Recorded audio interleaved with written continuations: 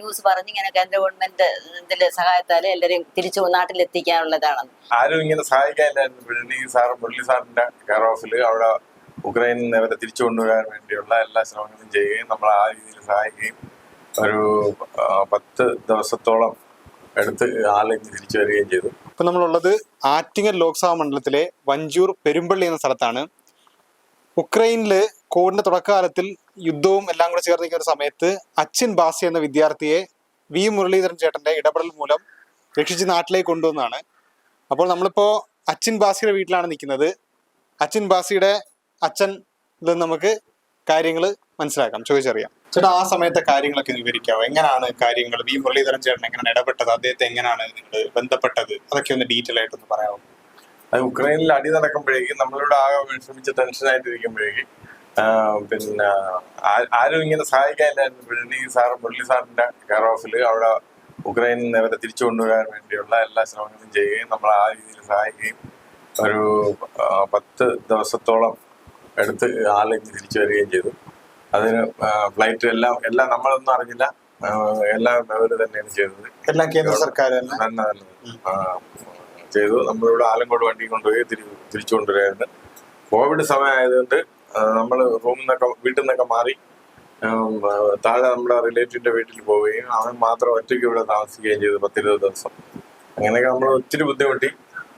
പിന്നെ അന്ന് പഞ്ചായത്തിന്റെ എല്ലാവരും വന്നിരുന്നു, പഞ്ചായത്തിൽ നിന്ന് എല്ലാ ആൾക്കാരും ഇവിടെ വന്നിരുന്നു. വന്നപ്പോഴും അതിന് വന്നതിന് മുന്നേ ഒക്കെ വന്നിരുന്നു. അങ്ങനെ നമുക്ക് ഹെൽപ്ഫുൾ ആയിരുന്നു. എന്തായാലും നമ്മൾ അത് സന്തോഷമാണ്. എങ്ങനായിരുന്നു ആ സമയത്തെ കാര്യങ്ങൾ? അതായത് കോവിഡ് സമയത്ത് മോൻ അവിടെ 2 ആഴ്ചയോളം അവിടെ ഉണ്ടായിരുന്നു. ആ സമയത്ത് അവിടെ വെള്ളം പോലും കിട്ടാതെ അവര് പ്രോട്ടീൻ ബിസ്ക്കറ്റ് മാത്രമാണ് കഴിച്ചുകൊണ്ടിരുന്നത്. കാരണം ഞങ്ങളുടെ വീട്ടിലും 2 ആഴ്ച ആൾക്കാർ വരുമ്പോൾ പിന്നെ ഞങ്ങൾക്ക് എല്ലാ ദിവസവും വിളിച്ചാൽ കിട്ടുമായിരുന്നു. അവർക്ക് ഓരോരുത്തരും ഇങ്ങനെ ഷെയർ ചെയ്ത് ഇങ്ങനെ ചാർജ് തരാൻ വെച്ചിട്ട് ഞങ്ങൾ വിളിക്കുമ്പോൾ കിട്ടുന്ന സുഖമാണ്, വേറെ കുഴപ്പമില്ല. എന്നിട്ട് ഞങ്ങൾ രാത്രിയും പകലും ഫുള്ള് TV കണ്ടിട്ട് എന്നിട്ട് മോൻ പറഞ്ഞു, മോൻ TV ഒന്നും കാണണ്ടമ്മ, ഒരു കുഴപ്പമില്ല, ഞങ്ങൾ ഇവിടെ സന്തോഷമായിട്ടിരിക്കണം, ഞങ്ങളുടെ അടുത്ത് അങ്ങനെ പറഞ്ഞു. പക്ഷെ ആൾക്കാരെല്ലാവരും വന്നു പോയെന്നപ്പോൾ ഞങ്ങൾക്ക് ആ ടെൻഷനായിരുന്നു. എന്നിട്ട് ഇതെല്ലാം കഴിയുമ്പോൾ ഞങ്ങൾ ഇവിടെ നിന്ന് കേന്ദ്ര ഗവൺമെന്റ് ഇപ്പൊ ന്യൂസ് പറഞ്ഞിങ്ങനെ കേന്ദ്ര ഗവൺമെന്റ് ഇതിന്റെ സഹായത്താല് എല്ലാരെയും തിരിച്ചു നാട്ടിലെത്തിക്കാനുള്ളതാണെന്ന് അതറിഞ്ഞപ്പോൾ ഞങ്ങൾ വളരെ സന്തോഷമായി. കാരണം ഇത്രയും അകലെ കിടക്കുന്ന മോനെ എങ്ങനെയെങ്കിലും ഞങ്ങളുടെ നാട്ടിൽ കൊണ്ടുവന്ന് എത്തിക്കണമെന്നുള്ള അങ്ങനെ ഇവിടുത്തെ ഇതറിഞ്ഞപ്പോഴേ ഞങ്ങൾ പറഞ്ഞു, എങ്ങനെയെങ്കിലും നിങ്ങൾ അവിടെ നിന്ന് എങ്ങനെയെങ്കിലും ഇറങ്ങും. കാരണം അവിടെ മിസൈൽ സൈറം മുഴങ്ങാത്ത സമയത്ത് നിങ്ങൾ അവിടെ നിന്ന് ഇറങ്ങാൻ പറഞ്ഞു. അവിടെ ഇറങ്ങിയിട്ട് അവര് മിസൈലിന്റെ സൈറൻ കേൾക്കുമ്പോൾ അവര് വീണ്ടും എവിടെയെങ്കിലും അണ്ടർഗ്രൗണ്ട് കയറും. എങ്ങനെയെങ്കിലും ട്രെയിനിലെന്ന് വെച്ചാൽ അവര് 24 hours അങ്ങനെ ട്രെയിനിൽ നിന്നാണ് യാത്ര ചെയ്തത്. അത് ലൈറ്റ് പോലും ഓണാക്കാതെ അവര് പട്ടാളക്കാർ നിന്നിട്ട് അവർക്ക് സംസാരിക്കാൻ പോലും പറ്റൂല. അവര് ഒരു 24 hours അവര് കംപ്ലീറ്റ് അവിടെ നിന്നിട്ടാണ് അവര് ട്രെയിനിൽ യാത്ര ചെയ്തത്. അവര് പോളണ്ടിലെത്തി. പോളണ്ടിലല്ല, ഇതിന്റെ തന്നെ ഒരു ബോർഡറിലെത്തി.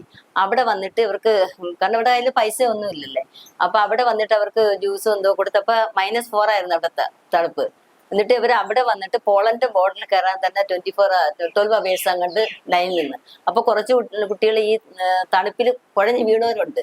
എന്നിട്ട് ഇവരവിടെ നിന്ന് അതിനുശേഷം അവിടെ നിന്ന് പോളണ്ടിലേക്ക് അവിടെ ഒരു ആശ്രമത്തിലാണ് അവർക്ക് അക്കോമഡേഷൻ കൊടുത്തത്. പിന്നെ അവിടെ നിന്ന് ഫുഡെല്ലാം കൊടുത്ത് ഒരു ദിവസം അവര് ഫുൾ ഡേ അവിടെ ഇതായി. എന്നിട്ട് അവിടെ നിന്ന് നേരെ ഡൽഹി കൊണ്ടുവന്ന് അതിനുശേഷം പിന്നെ അവര് ഹാപ്പിയായി ഡൽഹിയിൽ നിന്ന് തിരിച്ച് നാട്ടിലെത്തി ഞങ്ങൾ കണ്ടതിന് ശേഷമാണ് ഞങ്ങൾക്ക് ഒരു സന്തോഷമായത്. എന്തായാലും അത് ചെയ്തതിന് മുരളി സാറിന്റെ അടുത്ത് വളരെയധികം കടപ്പെട്ടിരിക്കുന്നു അത് നിങ്ങൾ ഒരിക്കലും മറക്കത്തില്ല. അതുപോലെ തന്നെ സുരേഷ് സാറും വിളിച്ചായിരുന്നു. ഞങ്ങളിങ്ങനെ നമ്പർ എടുത്ത് ഇങ്ങനെ വിളിച്ചിട്ട് പിന്നെ അൽഫോൻസ് സാറിനെയും വിളിച്ചായിരുന്നു. ഞങ്ങളെ കൊണ്ട് വിളിക്കാൻ ആരുടെ നമ്പർ കളക്ട് ചെയ്യാൻ പറ്റും കളക്ട് ചെയ്ത് അവരെന്നെല്ലാം വിളിച്ചിട്ട് പറഞ്ഞു, എങ്ങനെയെങ്കിലും ഞങ്ങളുടെ മോനെ എങ്ങനെയും രക്ഷിക്കണം, കാരണം ഞങ്ങൾ അത്ര അവസ്ഥയിലാണ് എന്നുള്ള ഞങ്ങൾ വിളിച്ചു പറഞ്ഞു. അപ്പോൾ ഞങ്ങളെ കൊണ്ട് എത്തുന്നെല്ലാം ഞങ്ങൾ സഹായിക്കാം, നാട്ടിലെത്തിക്കാന്ന് പറഞ്ഞു. പക്ഷെ അതൊരിക്കലും ഞങ്ങൾ എപ്പോഴും ആ ഒരു കടപ്പാട് ഞങ്ങൾക്കുണ്ട്, അതൊരിക്കലും മറക്കത്തില്ല. യുക്രൈനിലെ യുദ്ധഭൂമിയിൽ നിന്ന് വി മുരളീധരന്റെ ഇടപെടൽ മൂലം രക്ഷപ്പെട്ട് നാട്ടിൽ സേഫായി എത്തിയ അച്ചിൻ ബാസിയുടെ വീട്ടിന് മുന്നിൽ നിന്ന് ക്യാമറാമാൻ ഫ്രെഡിയോടൊപ്പം വൈശാഖ്, ജന്മഭൂമി ഓൺലൈൻ.